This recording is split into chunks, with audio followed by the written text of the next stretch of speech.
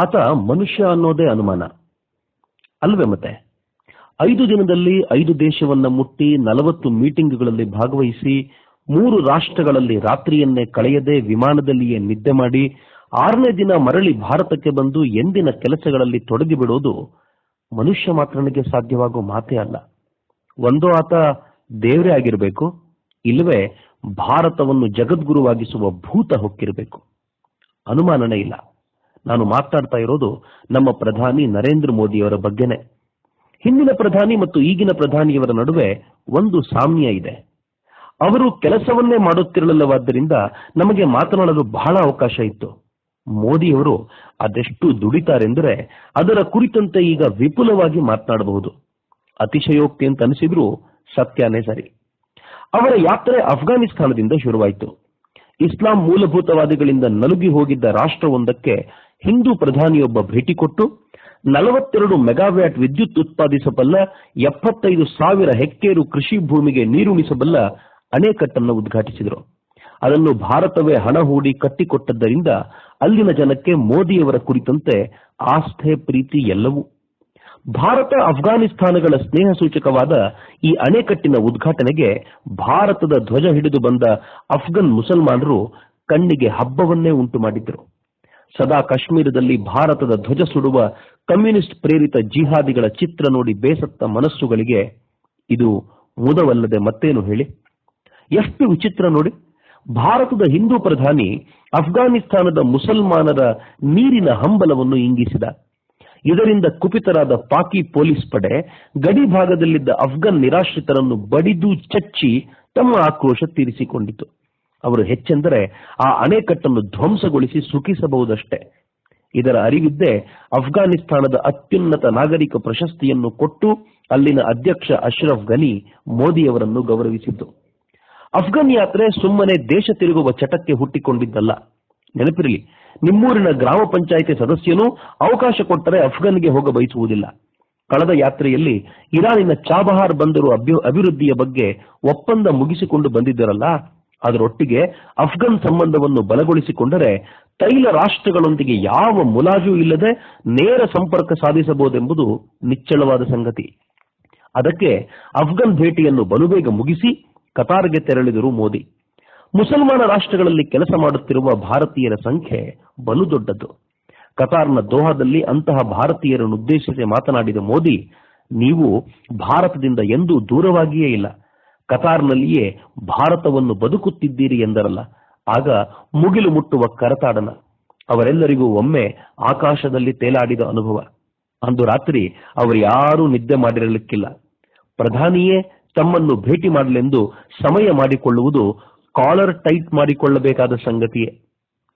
ಕತಾರ್ನ down ಟೌನ್ನ ಕ್ಯಾಂಪ್ನಲ್ಲಿ ಭಾರತೀಯ ಕಾರ್ಮಿಕರೊಂದಿಗೆ ಕುಳಿತು ತಿಂಡಿ ತಿನ್ನುತ್ತಾ ಮಾತನಾಡಿದ್ದಂತೂ ರೋಮಾಂಚನಕಾರಿ ಅನುಭವ. ಇದೇ ದೇಶದ ಕೆಲವು ನಾಯಕರು ಊಟ ಮಾಡಲು ದುಡ್ಡು ಪಡೆದು ಅಧಿಕಾರಕ್ಕೆ ಬಂದರು.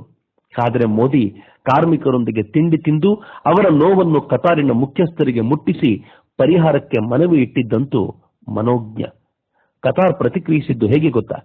ತನ್ನ ಜೈಲುಗಳಲ್ಲಿ ಕೊಳೆಯುತ್ತಿದ್ದ 23 ಭಾರತೀಯ ಖೈದಿಗಳನ್ನು ಬಿಡುಗಡೆ ಮಾಡಿ ಸ್ನೇಹ ಬಲವಾಗಿರಲಿ ಎಂದಿತು. ಮೋದಿಯ ಮೋಡಿ ಅಂಥದ್ದು. ಕತಾರ್ ಪ್ರಯಾಣ ಮುಗಿಸಿ ಸಂಜೆ ಮೋದಿ ಜಿನೆವಾ ಸೇರಿಕೊಂಡರು. ಅಲ್ಲಿಂದ ಅವರ ಸ್ವಿಟ್ಜರ್ಲ್ಯಾಂಡಿನ ಪ್ರವಾಸ ಶುರುವಾಯಿತು. ಅಧ್ಯಕ್ಷ ಶ್ನೀಡರ್ ಅಮನ್ರೊಂದಿಗೆ ಭಾರತ ಸ್ವಿಸ್ಗಳ ಬಾಂಧವ್ಯದ ಕುರಿತಂತೆ ಸುದೀರ್ಘ ಚರ್ಚೆ ನಡೆದು ಅನೇಕ ವಿಚಾರಗಳಲ್ಲಿ ಒಪ್ಪಂದಕ್ಕೆ ಸಹಿ ಬಿತ್ತು. ವಿಶೇಷ ಅಂದ್ರೆ ಅಲ್ಲಿ ನಡೆದ ವ್ಯಾಪಾರಿಗಳೊಂದಿಗಿನ ಸಭೆ. ಎಬಿಬಿ, ನೆಸ್ಲೆ, ನೊವಾರ್ಟಿಸ್, ಶಿಂಡ್ಲರ್ ಹೋಲ್ಡಿಂಗ್, ನೀವು ಗುರುತಿಸಬಹುದಾದ ಸ್ವಿಸ್ನ ದೊಡ್ಡ ಕಂಪನಿಗಳ ಪ್ರಮುಖರೆಲ್ಲ ಮೋದಿಯೊಂದಿಗಿನ ಮಾತುಕತೆಗೆ ಉತ್ಸುಕರಾಗಿದ್ದರು. ಹಾಗಂತ ಮೋದಿ ಚಿದಂಬರಂರಂತೆ ನೀವು ನಮ್ಮನ್ನು 200 ವರ್ಷಗಳ ಕಾಲ ಆಳಿದ್ದೀರಿ, ಮತ್ತೆ ಬನ್ನಿ ಅಂತ ಯುರೋಪಿನ ವ್ಯಾಪಾರಿಗಳ ಮುಂದೆ ಗೋಗರೆದಿದ್ರಲ್ಲ, ಹಾಗೆ ಮಾಡಲಿಲ್ಲ. ಬದಲಿಗೆ ಭಾರತ 125 ಕೋಟಿ ಜನರ ಮಾರುಕಟ್ಟೆ ಅಂತ ಭಾವಿಸಬೇಡಿ. ಕೌಶಲ್ಯಪೂರ್ಣ ಜನ ಮತ್ತು ವ್ಯಾಪಾರದ ಇಚ್ಛೆ ಇರುವ ಸರ್ಕಾರವೂ ಈಗ ಇದೆ ಎನ್ನುವುದನ್ನು ಮರೆಯದಿರಿ ಎಂದರು. ಎಷ್ಟಾದರೂ ಸ್ವಾಭಿಮಾನದ ಮುದ್ದೆ ಅಲ್ವೇ ಆತ. ಹಾಗೆ ಸಲೀಸಾಗಿ ಭಾರತವನ್ನು ಬಿಟ್ಟು ಕೊಡ್ತಾರೇನು? ಈ ಹಿನ್ನೆಲೆಯಲ್ಲೇ ಕಪ್ಪು ಹಣದ ಕುರಿತಂತೆ ಅಧ್ಯಕ್ಷರೊಂದಿಗೆ ಮಾತನಾಡಿ ಹೆಸರುಗಳನ್ನು ಬಹಿರಂಗಪಡಿಸಲು ವಿನಂತಿಸಿಕೊಂಡರು. ಆಮೇಲೆ ಅಲ್ಲಿನ ಪ್ರತಿಷ್ಠಿತ ಸಂಸ್ಥೆ CERNಗೆ ಭೇಟಿ ನೀಡಿ ಭಾರತೀಯ ವಿಜ್ಞಾನಿಗಳನ್ನು ಭೇಟಿ ಮಾಡಿ ಶಹಬ್ಬಾಷ್ ಎಂದು ಬಂದರು. ಅಲ್ಲಿಂದ ಮುಂದೆ ಅಮೆರಿಕಾದತ್ತ ಅವರ ಯಾತ್ರೆ. ಯಾವ ಅಮೆರಿಕ ಅವರಿಗೆ ವೀಸಾ ನಿರಾಕರಣೆ ಮಾಡಿತ್ತೋ ಅದೇ ಅಮೆರಿಕ ಇಂದು ಅವರನ್ನು ಮತ್ತೆ ಮತ್ತೆ ಕರೆಯುತ್ತಿದೆ. ಅಧ್ಯಕ್ಷ ಬರಾಕ್ ಒಬಾಮರಿಗಂತೂ ಮೋದಿಯವರನ್ನು ಕಂಡರೆ ಅತೀವ ಪ್ರೀತಿ. ಅದೇನು ಸುಮ್ಮನೆ ಹುಟ್ಟಿಕೊಂಡಿದ್ದಲ್ಲ. ಮೋದಿಯವರ ಹಿಂದಿರುವ 125 ಕೋಟಿ ಭಾರತೀಯರ ಶಕ್ತಿ ಅದು. ಹಾಗಂತ ಅಷ್ಟೇ ಅಂದ್ಬಿಟ್ರೆ ತಪ್ಪಾದೀತು. 125 ಕೋಟಿ ಜನ ಮನಮೋಹನ್ ಸಿಂಗ್ರೊಂದಿಗೂ ಇದ್ರಲ್ಲ. ಮೋದಿ ತಮ್ಮ ಸಾಧನೆಯಿಂದ ಅಪರೂಪದ ಶಕ್ತಿ ಸಿದ್ಧಿಸಿಕೊಂಡಿದ್ದಾರೆ. ತಮ್ಮೊಳಗಿನ ದೇಶಭಕ್ತಿಗೆ ನೀರು ಗೊಬ್ಬರ ಎರೆದು ಹೆಮ್ಮರವಾಗಿಸಿಕೊಂಡಿದ್ದಾರೆ. ಹೀಗಾಗಿಯೇ ಅವರಿಗೆ ಭಾರತದ ಇತಿಹಾಸದಲ್ಲಿ ಮಹತ್ವದ ಪಾತ್ರ ದಕ್ಕಿರೋದು. ಅಲ್ಲದೆ ಮತ್ತೇನು, ಅಮೆರಿಕಾದಲ್ಲಿ ಮತ್ತಷ್ಟು ಭೇಟಿಗಳು, ಮತ್ತಷ್ಟು ವ್ಯಾಪಾರಿಗಳೊಂದಿಗೆ ಚರ್ಚೆ, ಇವುಗಳೊಟ್ಟಿಗೆ ವ್ಯವಸ್ಥಿತವಾಗಿ ಮಿಸೈಲ್ ಟೆಕ್ನಾಲಜಿ ಕಂಟ್ರೋಲ್ ರೆಜಿಮ್ಗೆ ಸೇರ್ಪಡೆಯಾಗುವ ಕಸರತ್ತು ಮಾಡಿ ಯಶಸ್ವಿಯೂ ಆಗಿಬಿಟ್ರು. ಇದು 1987ರಲ್ಲಿ ರಚನೆಯಾದ ಸಮಿತಿ. ಈ ಸಮಿತಿಗೆ 34 ಸದಸ್ಯರು. ಕಳೆದ 12 ವರ್ಷಗಳಿಂದ ಹೊಸಬರು ಈ ಗುಂಪಿಗೆ ತೆಗೆದುಕೊಂಡೇ ಇಲ್ಲ. ಏಷ್ಯಾದಿಂದ ಪ್ರತಿನಿಧಿಸಬಲ್ಲ ಯಾವ ರಾಷ್ಟ್ರವೂ ಇರಲಿಲ್ಲ. ಈ ಗುಂಪಿಗೆ ಸೇರ್ಪಡೆಯಾಗುವುದರಿಂದ ವಿಶೇಷ ಲಾಭ ಇಲ್ಲ ನಿಜ. ಆದರೆ ಶಸ್ತ್ರಾಸ್ತ್ರಗಳ ಅಭಿವೃದ್ಧಿಗೆ, ಮಾರಾಟಕ್ಕೆ ಮುಕ್ತ ಪರವಾನಗಿ ಮತ್ತು ತಂತ್ರಜ್ಞಾನದ ಕೊಡುಕೊಳ್ಳುವಿಕೆಗೆ ಸಮೃದ್ಧ ಅವಕಾಶ ದೊರೆಯುವುದಂತೂ ಸತ್ಯ. ಎಲ್ಲಕ್ಕೂ ಮಿಗಿಲಾಗಿ ಈ ಸದಸ್ಯತ್ವ ಪಡೆಯುವುದರಿಂದ ಮುಂದಿನ ನ್ಯೂಕ್ಲಿಯರ್ ಸಪ್ಲೈ ಗ್ರೂಪ್ NSGಗೆ ಸಹಜವಾಗಿ ಅರ್ಹತೆ ಪಡೆದುಕೊಳ್ಳಲು ಅನುಕೂಲ ಕೂಡ. 2003ರಲ್ಲಿ ಅಟಲ್ ಬಿಹಾರಿ ವಾಜಪೇಯಿಜಿ ಈ MTCRನ ಪಕ್ಷಪಾತಿ ಧೋರಣೆಯ ವಿರುದ್ಧ ದನಿ ಎತ್ತಿದ್ದು ನೆನಪಿರಬೇಕು. ನಮಗೆ ಶಸ್ತ್ರಾಸ್ತ್ರ ಖರೀದಿಸುವಲ್ಲಿ ನಿರ್ಬಂಧ ಹೇರಿದ ಅಮೆರಿಕ ಪಾಕಿಸ್ತಾನ, ಚೀನಾಗಳ ನಡುವಿನ ಬಾಂಧವ್ಯಕ್ಕೆ ಮಾತೂ ಆಡಿರಲಿಲ್ಲ. ಈಗ ಹಾಗಿಲ್ಲ. ಈ ಸಮಿತಿಯ ಸದಸ್ಯತ್ವ ಪಡೆದು ನಾವು ಪಡಕೊಂಡಿರುವ ಸಾಮರ್ಥ್ಯ ಎಂಥದ್ದೆಂದರೆ, ಗುಂಪು ಗೋಷ್ಠಿ ನಡೆಸಿ ಇತರ ರಾಷ್ಟ್ರಗಳ ಮೇಲೆ ನಿರ್ಬಂಧ ಹೇರಬಹುದಾದ ಅವಕಾಶ ನಮಗೆ ದಕ್ಕಿದೆ. ಇದನ್ನು ದಕ್ಕಿಸಿಕೊಂಡುದು ಸುಲಭವಾಗಿ ಏನೂ ಅಲ್ಲ. ವಿರೋಧಿಯಾಗಬಹುದಾಗಿದ್ದ ಇಟಲಿಯನ್ನು ಮೊದಲು ಒಲಿಸಿಕೊಂಡಿತು ಭಾರತ. ಅವರ ನಾವಿಕರ ಬಂಧನವಾದಾಗಿನಿಂದ ಹದಗೆಟ್ಟಿದ್ದ ಬಾಂಧವ್ಯವನ್ನು ನಾವಿಕರ ಬಿಡುಗಡೆಯಿಂದ ಸುಧಾರಿಸಿಕೊಂಡು ಮುಂದಡಿಯಿಟ್ಟಿತು. ಗೆಲುವನ್ನು ಪಡೆಯಿತು. ಅಚ್ಚರಿ ಏನ್ ಗೊತ್ತೇ, ಅತ್ತ ಈ ಕಸರತ್ತು ನಡೀತಾ ಇರುವಾಗ ಇತ್ತ ಚೀನಾ ವಿಶೇಷ ಸಾಕ್ಷ್ಯಚಿತ್ರವೊಂದನ್ನು ಬಿಡುಗಡೆ ಮಾಡಿ ಮುಂಬೈ ದಾಳಿಗೆ ಪಾಕಿಸ್ತಾನವೇ ಕಾರಣ ಎಂಬುದನ್ನು ಸ್ಪಷ್ಟವಾಗಿ ಹೇಳಿತು. ಅಂತಹದೊಂದು ಅನಿವಾರ್ಯತೆ ಸೃಷ್ಟಿಯಾಗಿ ಬಿಟ್ಟಿತ್ತು. ಅದಾಗಲೇ ಭಯೋತ್ಪಾದನೆಗೆ ಬೆಂಬಲ ಕೊಡುವ ರಾಷ್ಟ್ರವಾಗಿ ಅದು ಹೊತ್ತಿರುವ ಹಣೆಪಟ್ಟಿಯನ್ನು ಕಳೆದುಕೊಳ್ಳಲೇಬೇಕಾದ ಅನಿವಾರ್ಯತೆ ಅದಕ್ಕೆ ಬಂದೊದಗಿದೆ. ಮೋದಿಯ ಅಮೆರಿಕ ಜಂಟಿ ಸಂಸತ್ತನ್ನುದ್ದೇಶಿಸಿ ಮಾಡಿದ ಭಾಷಣ ಭಾರತವಷ್ಟೇ ಅಲ್ಲ, ಅಮೆರಿಕಾದಲ್ಲೂ ಐತಿಹಾಸಿಕವೇ.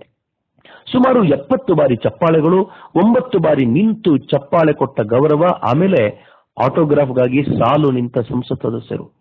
ಮೋದಿ ಹಾರಿಸಿದ ಹಾಸ್ಯ ಚಟಾಕಿಗಳು, ನವಿರಾಗಿ ಕಿವಿ ಹಿಂಡಿದ ರೀತಿ ಭಾರತ ಮತ್ತು ಅಮೆರಿಕದ ನಡುವಣ ಘನಿಷ್ಠ ಸಂಬಂಧವನ್ನು ಅನಾವರಣಗೊಳಿಸಿದ್ದು, ಕೊನೆಗೆ ಭಾರತದ ಸಾಮರ್ಥ್ಯವನ್ನು ಜಾಗತಿಕ ವೇದಿಕೆಯ ಮೇಲೆ ಬಿಂಬಿಸಿದ್ದೆಲ್ಲವೂ ಅಮೋಘವಾಗಿತ್ತು.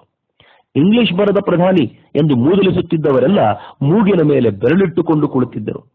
ಭಾಷಣವನ್ನು ಮನೆಯಲ್ಲಿ ಕುಳಿತು ವೀಕ್ಷಿಸಿದ ಅಮೆರಿಕದ ಭಾರತೀಯನ ಎದೆಯು 56 ಇಂಚು ಬೆಳೆದಿರಲಿಕ್ಕೆ ಸಾಕು. ಭಾಗವತ ಹೇಳುತ್ತಲ್ಲ, ಕೃಷ್ಣನ ಕೊಳಲ ನಾದಕ್ಕೆ ಗೋಪಿಕೆಯರು ಬಿಡಿ, ಗೋವುಗಳು ಮರಗಿಡಗಳು ತಲೆ ತೂಗುತ್ತಿದ್ದವಂತೆ. ಹಾಗಾಯ್ತು ಮೋದಿ ಕತೆ. ಜಗತ್ತೇ ಮೋದಿ ಗಾನದಲ್ಲಿ ಮೈಮರೆತು ತಲ್ಲೀನವಾಗಿ ಬಿಟ್ಟಿದೆ. ಅದರ ಪ್ರಭಾವವೇ ಇಲ್ಲಿಂದ ಮೋದಿ ಮುಂದುವರೆದು ಮೆಕ್ಸಿಕೋಕ್ಕೆ ಬಂದಾಗ ಅಲ್ಲಿನ ಪ್ರಧಾನಿ ಎನ್ರಿಕ್ ಪೆನಾನಿಟೋ ತಾನೇ ಚಾಲಕನಾಗಿ ಕಾರು ಚಲಾಯಿಸಿ ಮೋದಿಯವರನ್ನು ಊಟಕ್ಕೆ ಕರೆದೊಯ್ದದ್ದು. ಇದಂತೂ ಅಚ್ಚರಿಯ ಪರಾಕಾಷ್ಠೆ, ಸ್ವತಃ ಮೋದಿಗೂ ಕೂಡ. ಇಷ್ಟೆಲ್ಲ ಓಡಾಟ ಸಾಹಸಗಳ ನಡುವೆಯೂ ಆ ಮನುಷ್ಯನ ಮುಖದಲ್ಲಿ ಒಂದು ಗೆರೆ ಆಯಾಸವಿರಲಿಲ್ಲ. ನಿದ್ದೆಯ ಕೊರತೆ ಕಾಣಲಿಲ್ಲ. ಅದೇ ನಗುಮೊಗ, ಅದೇ ಉತ್ಸಾಹ, ಅದೇ ಧಾವಂತ ಕೂಡ. ಎಲ್ಲಿಂದ ಬರುತ್ತೆ ಅವರಿಗೆ ಈ ಶಕ್ತಿ? ಹಾಗೊಂದು ಪ್ರಶ್ನೆ ಕೇಳಿಕೊಂಡಾಗಲೇ ಅನಿಸೋದು, ಆತ ಮನುಷ್ಯ ಅನ್ನೋದೇ ಅನುಮಾನ ಅಂತ.